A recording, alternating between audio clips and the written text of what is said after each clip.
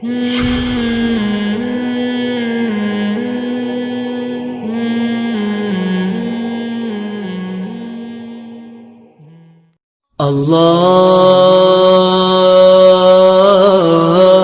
یاسر رضی اللہ تعالی عنہ کا ایک بھائی جس سے وہ بے پناہ محبت کرتے تھے کہیں غائب ہو گیا۔ چپا اس کی تلاش میں چھان مارا لیکن وہ نہ ملا۔ آخر اپنے دو بھائیوں اور مالک اور حارث کو ساتھ لے کر برادر گم شدہ کی تلاش میں مکہ پہنچے۔ بھائی یہاں بھی نہ ملا تو مالک اور حارث دونوں مایوس ہو کر اپنے وطن واپس چلے گئے، لیکن حضرت یاسر رضی اللہ تعالی عنہ نے بنو مخزوم کے ایک رئیس ابو حذیفہ بن مغیرہ سے حلیفانہ تعلق قائم کر کے مکہ ہی میں مستقل سکونت اختیار کر لی۔ ابو حذیفہ نے اپنی ایک کنیز اپنی نیک بخت لونڈی سیدہ سمیہ بنت خبات سے حضرت یاسر رضی اللہ تعالی عنہ کی شادی کر دی۔ اس کے بطن سے اللہ تعالی نے انہیں دو فرزند عطا کیے، عمار اور عبداللہ۔ یہ سارا کنبہ ابو حذیفہ بن مغیرہ کے ساتھ رہتا تھا۔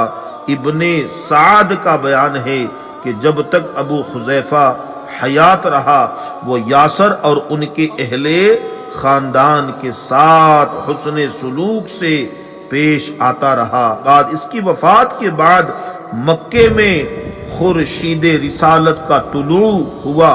حضرات یاسر، سمیہ، عمار، عبداللہ رضی اللہ تعالی عنہم، یہ تمام حضرات دائرہ اسلام میں داخل ہو گئے۔ ان کا دائرہ اسلام میں داخل ہونا کیا تھا کہ قریش نے مظالم ڈھانے شروع کر دیے، مارنا پیٹنا شروع کر دیا، زنجیروں میں جکڑ کر دوپہر کے وقت ان کو دھوپ میں ڈال دیا کرتے تھے۔ بنی مخزوم ان چار مظلوموں پر آئے روز نت نئے ستم ڈھاتے تھے۔ وہ انہیں لاتوں گھونسوں اور لکڑیوں سے اتنا پیٹتے کہ وہ بے ہوش ہو جاتے۔ جب ہوش میں آتے تو ان سے پوچھتے کہ محمد صلی اللہ علیہ وسلم کے دین کو ترک کر دے، دین کو ترک کرو گے یا نہیں؟ چاروں جواب دیتے، محمد الرسول اللہ صلی اللہ علیہ وسلم پر ہماری ہزاروں جانیں قربان۔ ظالم کبھی انہیں جھلستی ہوئی ریت پر ڈال دیتے، کبھی لوہے کی زرہ پہنا کر دھوپ میں ڈال دیتے، لیکن وہ چاروں نفوس قدسیہ توحید کی محبت میں اس قدر مخمور تھے کہ راہ حق سے ہٹنے کا نام بھی نہ لیتے تھے۔ طبرانی نے حضرت عثمان رضی اللہ تعالی عنہ سے روایت نقل کی ہے کہ ایک دن جب وہ چاروں کفار کے ہاتھوں لرزہ خیز اذیتیں جھیل رہے تھے، رسول اللہ صلی اللہ علیہ وسلم کا ادھر سے گزر ہوا۔ ان مظلوموں کو مبتلا اذیت دیکھ کر آپ صلی اللہ علیہ وسلم کا دل بھر آیا اور آپ صلی اللہ علیہ وسلم نے فرمایا، صبر کرو اے آل یاسر، تمہارے لیے جنت کا وعدہ ہے۔ امام احمد بن حنبل نے اپنی مسند میں حضرت عثمان غنی رضی اللہ تعالی عنہ کی یہ روایت نقل کی ہے کہ ایک مرتبہ میں رسول اللہ صلی اللہ علیہ وسلم کے ساتھ اس مقام سے گزرا جہاں اس خاندان کو عذاب دیا جا رہا تھا۔ حضور اکرم صلی اللہ علیہ وسلم نے ان سے فرمایا، صبر کرو، الہی آل یاسر کی مغفرت فرما دے۔ حضرت سمیہ رضی اللہ تعالی عنہا کو ابھی تک بنو مخزوم نے آزاد نہیں کیا تھا، اور وہ ابو جہل عمر بن حشام مخزومی کی چاکری کرتی تھی۔ ابو جہل اسلام لانے کے جرم میں انہیں سخت اذیت دیتا تھا، سخت اذیت دیتا رہتا تھا۔